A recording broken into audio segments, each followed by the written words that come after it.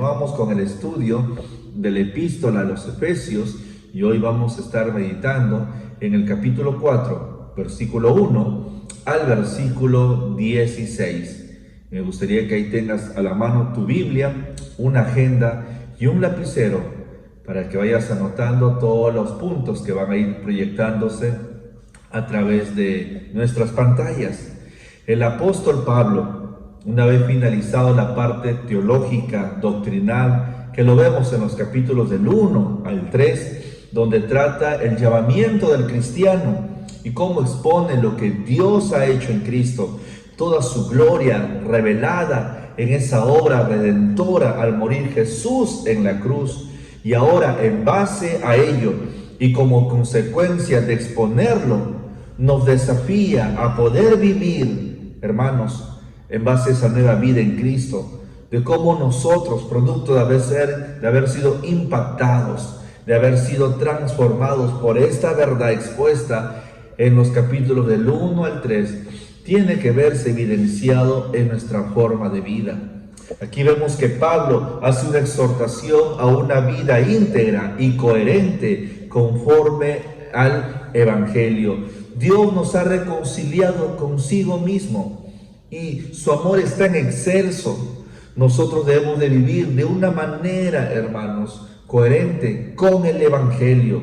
Si hemos sido llamados por Dios, hermanos, por lo tanto, debemos nosotros que vivir por Él y para Él. Al meditar en estos pasajes, podemos darnos cuenta que la palabra Señor se repite 26 veces en toda la carta, pero 20 veces la palabra Señor se repite en los capítulos del 4 al 6, enfatizando que nuestra forma de vivir, Cristo tiene que ser el Señor, el que esté sentado en el trono de nuestro corazón, y nosotros evidenciar su señorío en nuestra forma práctica de vida cristiana y con aquellos que están alrededor nuestro. Hemos quejado este estudio en dos partes, bien diferenciadas, pero al mismo tiempo están, hermanos, entrelazadas en sí. Y el tema para el día de hoy es andar en unidad. Anótelo ahí en su casita, andar en unidad.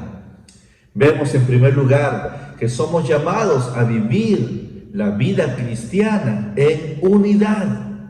Tú y yo somos llamados, hermanos, a evidenciar esa nueva vida en Cristo, pero caracterizado por esa vida, hermano, en unidad.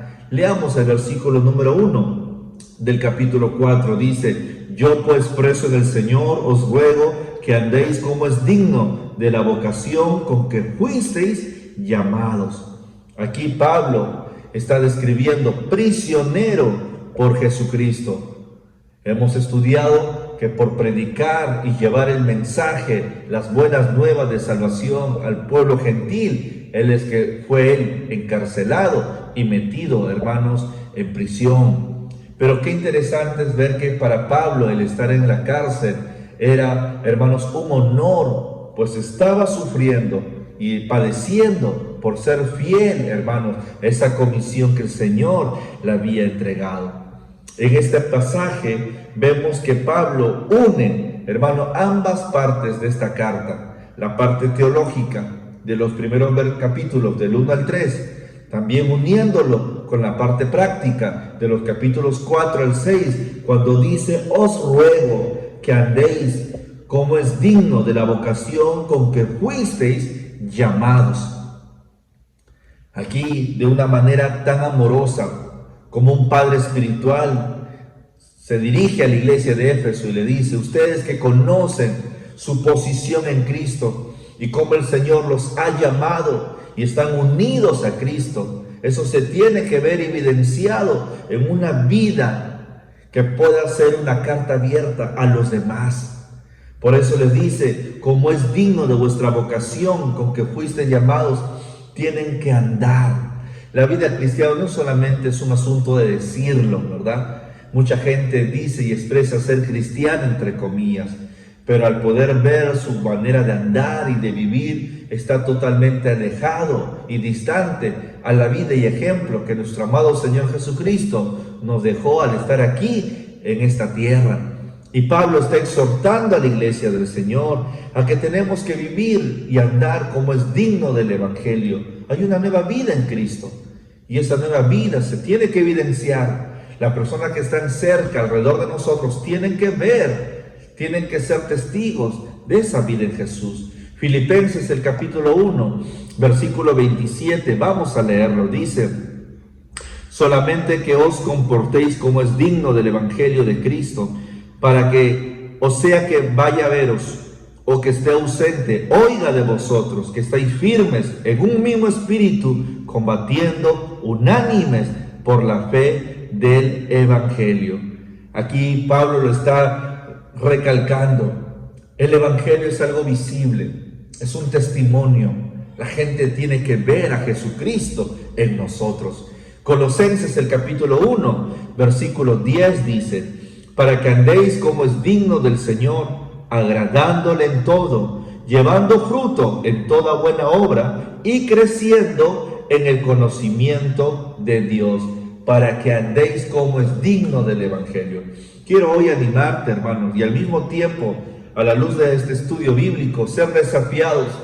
¿Cómo estamos andando? ¿Cómo estamos llevando nuestra vida cristiana? ¿Estamos viviendo como una persona digna que ha entendido el Evangelio y lo está poniendo en práctica en su vida, en su manera de hablar, en el trato con las personas, desde casa, con la esposa, con los hijos? Ellos pueden ver en nosotros que estamos andando como ese hombre o esa mujer digno del Evangelio, llevando fruto para toda buena obra. Debemos nosotros, iglesia, ser y hacer todo cuanto el Señor quiere que hagamos.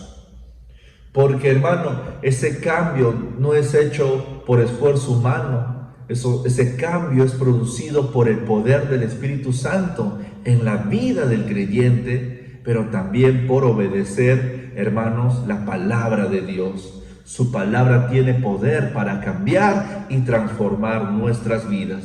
Y creo que estos tiempos que estamos viviendo, y si estamos en la presencia de Dios, a los pies del Señor, orando y meditando y estudiando su palabra, nuestra familia va a ver cambios. Nuestra familia va a ver, hermanos míos, que no somos los mismos, que Dios está obrando, está moldeando, está transformando nuestra vida y nuestro ser. Quiero que veamos aquí, debemos vivir una vida digna del Evangelio, hermano, y Pablo lo está mencionando. Versículo número 2 dice: con toda humildad y mansedumbre, soportándoos con paciencia los unos a los otros en amor.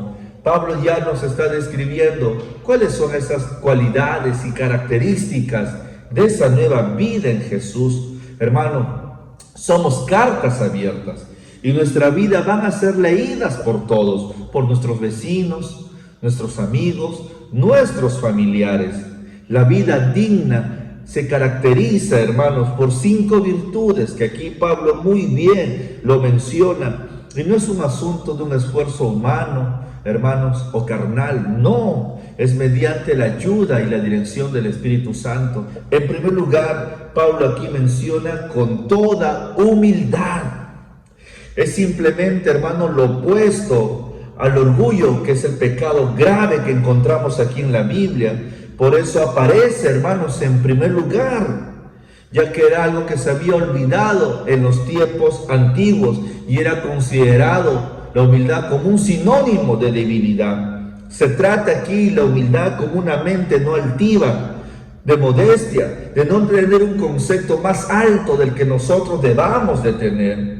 Es una virtud, hermano, cristiana, que es personificada, hermanos, en la vida de nuestro amado Señor Jesucristo. Quiero que veamos Filipenses, capítulo 2, versículo del 5 al 8. Vamos a leerlo.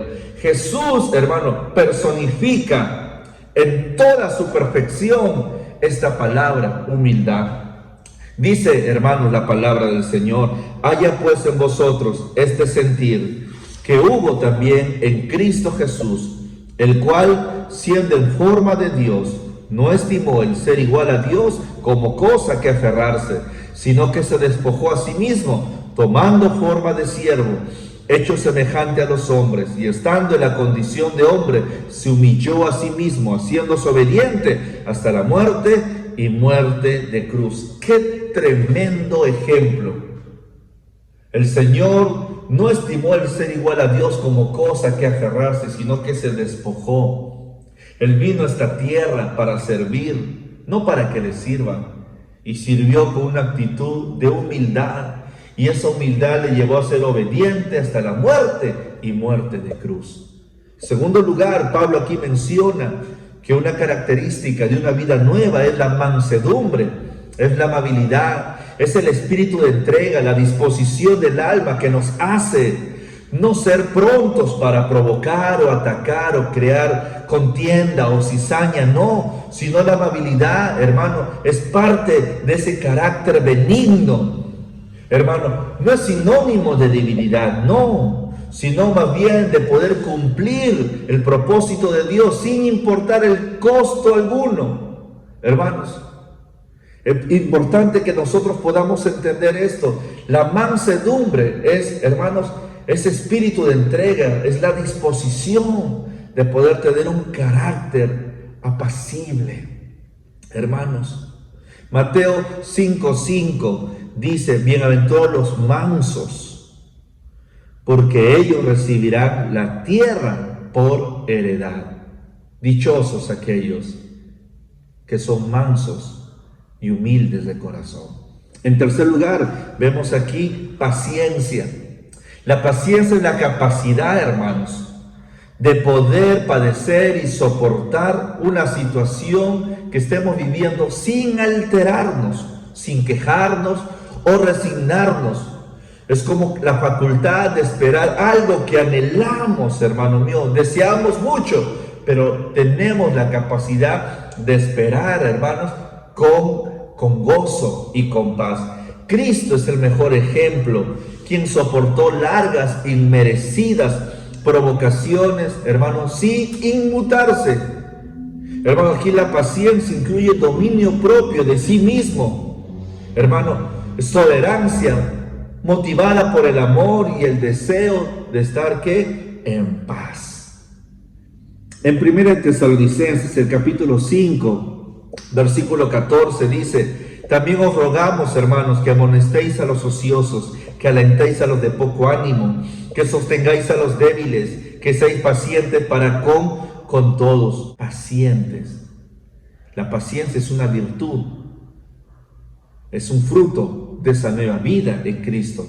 En cuarto lugar, tolerancia mutua, es el respeto y el amor hacia decisiones y formas de pensar de otras personas que pueden ser muy diferentes a las nuestras, aunque estas no coincidan, hermanos, con lo que nosotros pensamos. ¿Saben qué? No tenemos que ser prontos y severos para traer un juicio personal, hermano, en contra de estas personas, sino al contrario, tener esa tolerancia. Por eso que en Colosenses, el capítulo 3, versículo 13 dice: soportándoos unos a otros y perdonándoos unos a otros si alguno tuviere queja contra otro, de la manera que Cristo os perdonó, así también hacerlo vosotros.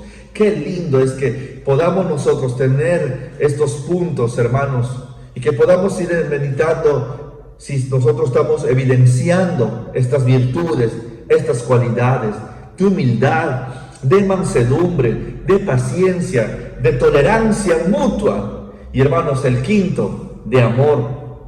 No por estar en último lugar mencionado es el menos importante o necesario, no, sino al contrario, podemos decir que el vínculo, hermanos, de unión de estas cosas que Pablo menciona, hermano, se unen en base al amor. El amor es como aquel pegamento que cohesiona todas estas virtudes mencionadas.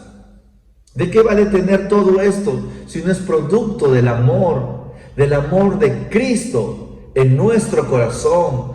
Dios es amor. Y hermano, cuando tenemos el amor de Dios en nuestras vidas, vamos a reflejar estas cualidades. Colosenses capítulo 3, versículo 14 dice: y sobre todas estas cosas, vestidos de amor, que es el vínculo de la paz. Amada iglesia, el amor no es un sentimiento, el amor no es una emoción, sino es un acto de voluntad. La unidad es responsabilidad de cada creyente. Usted es responsable de velar, de cuidar y de mantener esa unidad, porque si somos parte de la familia de Dios y tenemos el Espíritu Santo en nuestras vidas y somos conscientes de dónde el Señor nos ha sacado y el llamamiento que tenemos que vivir como dignos hijos de Dios. Entonces, esa vida digna se ve, hermanos míos, dentro de un contexto de unidad. Por eso dice el versículo 3, solícitos en guardar la unidad del Espíritu, en el vínculo, hermanos, de la paz. La unidad del Espíritu es dada en el vínculo de la paz, la unidad sobre la cual Cristo oró para que nosotros podamos vivir en ella. Y esto es muy importante, que el Señor, antes de ascender, hermanos, a los cielos, oró para que sus discípulos viviesen en unidad. Juan capítulo 17, versículo 21 dice: para que todos sean uno, como tú, oh Padre, en mí y yo en ti, que también ellos sean uno en nosotros, para que el mundo crea que tú me enviaste. Hermanos, si verdaderamente nosotros entendemos quién es nuestro Señor, vamos a darnos cuenta que nuestro Dios, a quien adoramos y servimos, no es un Dios dividido, es un Dios unido. ¿Cómo mantener dicha unidad creada e impartida por el Espíritu de Dios? Hermanos, si no es a través de una vida visible de la iglesia, en relaciones reales, sinceras, llenas de amor, en total dependencia de Dios y del Evangelio dado. Tenemos que demostrar a un mundo egoísta que la unidad de la iglesia es indestructible. Este mundo, hermanos, no entiende lo que es la unidad. La gente es egoísta. La gente piensa en sí mismo. La gente, hermano mío, es contenciosa. ¿Cuánta gente se pelea, hermano, por posesiones, por estatus, por reconocimiento? A veces hay amistades con intereses personales de querer sacar un beneficio. Qué lindo es que hoy, hermanos, podamos orar por la unidad de su iglesia. Sabemos que no podemos reunirnos, congregarnos de manera física, pero eso no significa que estemos divididos. Hoy usted está en su casa, puede estar en su sala o en su comedor o en un lugarcito de su oficina, rodeado de su familia. Pero ¿saben qué es lo que nos une para poder participar de este culto de adoración?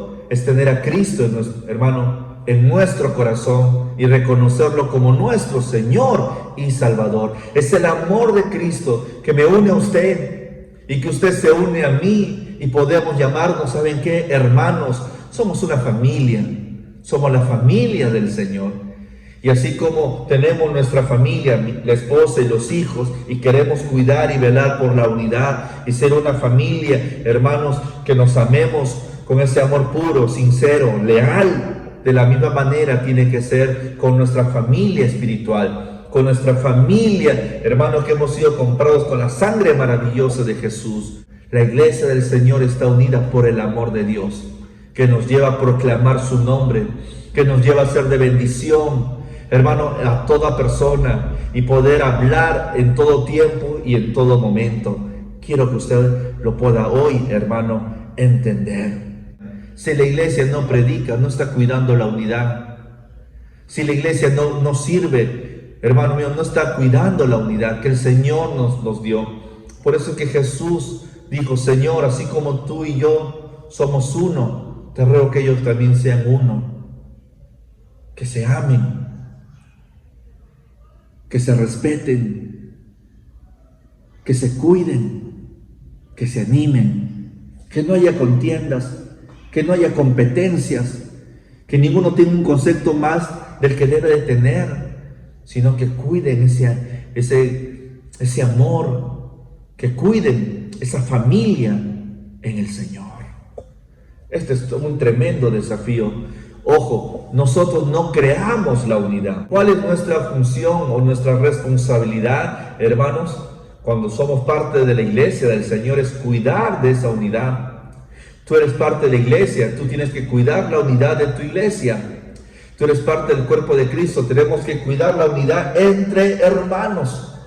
Por eso es que en 1 Corintios, el capítulo 12, versículo 13 dice: porque en un solo espíritu fuimos todos bautizados en un cuerpo, sean judíos o griegos, sean esclavos o libres, y a todos se nos dio a beber de un mismo espíritu. Qué lindo es ver que aquí Pablo está diciendo a la iglesia, hermanos, de Corinto, que no hay distinción, sea judío o griego, no, estamos unidos, sea un esclavo o sea una persona libre, no hay diferencia, estamos unidos en Jesús. Y se nos dio de beber de un mismo espíritu, hermano. Todos tenemos el Espíritu Santo. Y el Espíritu Santo que se nos ha entregado, hermanos, y está en nosotros, y es quien nos guía a toda verdad, es quien nos lleva a que podamos nosotros cuidar, hermano, y velar y disfrutar de esa unidad. Aquí Pablo menciona cuál es la base de esa unidad que está enfatizando aquí el apóstol, que debe ser una característica de esa nueva vida en Cristo, hermanos, y lo podemos notar en los versículos del 4 al 6, y dice la palabra del Señor: un cuerpo y un espíritu con que fuisteis también llamados en una misma esperanza de vuestra vocación, un Señor, una fe, un bautismo, un Dios y Padre de todos, el cual es sobre todos y por todos y en todos. Hermano, qué tremendo.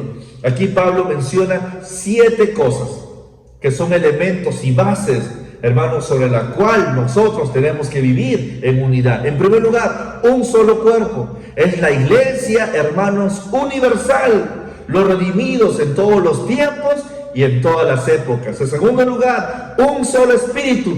Es el Espíritu Santo de Dios, hermanos, quien nos bautiza y nos inserta en su cuerpo, que es la iglesia, uniéndonos con Cristo, hermanos, para que así nosotros podamos vivir, hermano, y disfrutar en unidad con nuestra iglesia, con el pueblo del Señor. En tercer lugar, una misma esperanza. La meta, hermanos, y el objetivo final de todos los creyentes en Cristo es estar un día en la gloriosa presencia de nuestro Señor.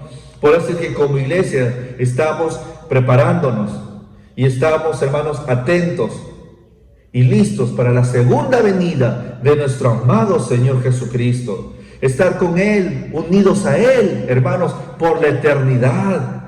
Precisamente es el Espíritu Santo quien nos asegura esta gloriosa esperanza, hermanos, de que un día estaremos con el Señor allá en los cielos.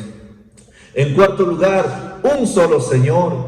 El mundo tiene muchos señores, pero nosotros como iglesia reconocemos a uno solo y lo ponemos en mayúscula. Cristo Jesús es la cabeza de la iglesia, quien la redimió y adquirió, hermanos, con un precio, su sangre, que fue derramada en esa cruz.